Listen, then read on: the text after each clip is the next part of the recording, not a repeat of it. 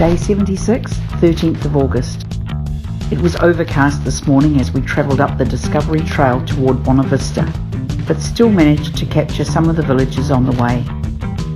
We are surprised at how rough and potholed the road is, and it has a lot of traffic, maybe more to do with the economy than getting around to it. But then later on we find it's to do with frost heaves as well, so the road is wrecked every winter. We pull into the township of Bonavista to buy a cam recorder. Larry's camera broke and he'd been using that for the videos. Points of interest? Bonavista Township is where John Cabot is thought to have landed in 1497. Down the coast at King's Cove they say the same. It all depends on which historian you listen to. Wherever it was that he actually landed, he was the one who took the news back to Britain about the abundance of cod in the water here, which started the cod rush. The original fish store for storing salted fish was built in 1733. It's the oldest identifiable fish plant on Newfoundland. And just recently, to celebrate 500 years since the landing of John Cabot, some boat builders got together and built a full-scale replica of Matthew, John Cabot's boat.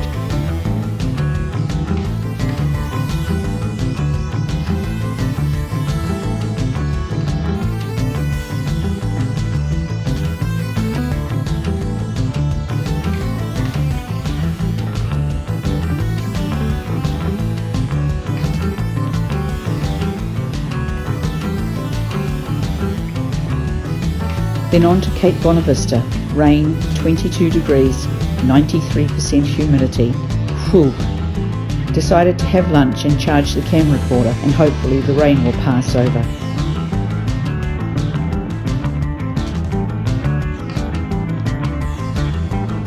Yes, the rain eased, and what do we find at this cape other than a lighthouse? Puffins. We are both very excited as we did not expect to find them here. They're much smaller than we expected. They are less than 30 centimetres high and are obviously more suited to swimming than flying.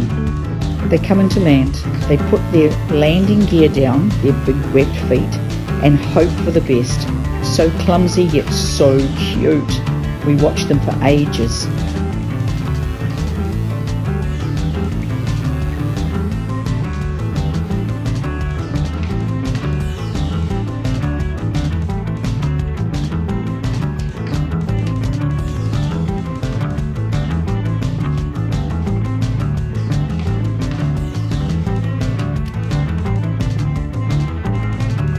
This lighthouse has been in operation since 1843 and originally used seal oil as fuel, and yes, I did wonder how many seals that took.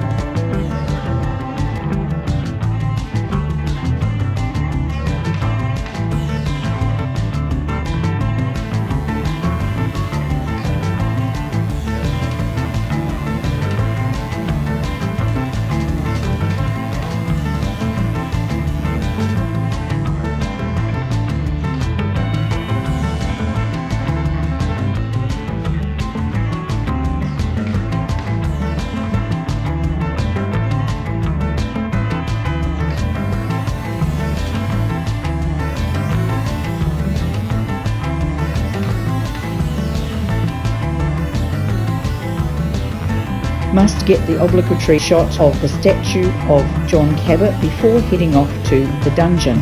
Basically, it was a large sea cave, but the roof collapsed, so now it's a huge hole in the ground, very deep, with its own private wee beach. But what is more outstanding was the coast and the rock formations leading out to the dungeon. While we were there, we bumped into a couple who we've bumped into a couple of times, who are also holidaying in an RV, and we always stop for a chat and compare notes.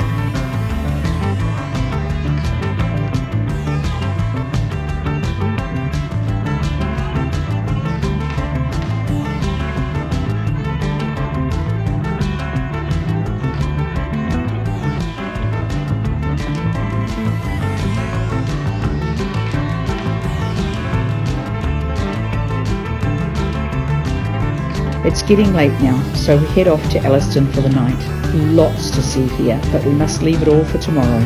Larry parks us on a lookout point on the coast with beautiful views yet again, and moose for dinner with a glass of Shiraz. Perfect end to a perfect day.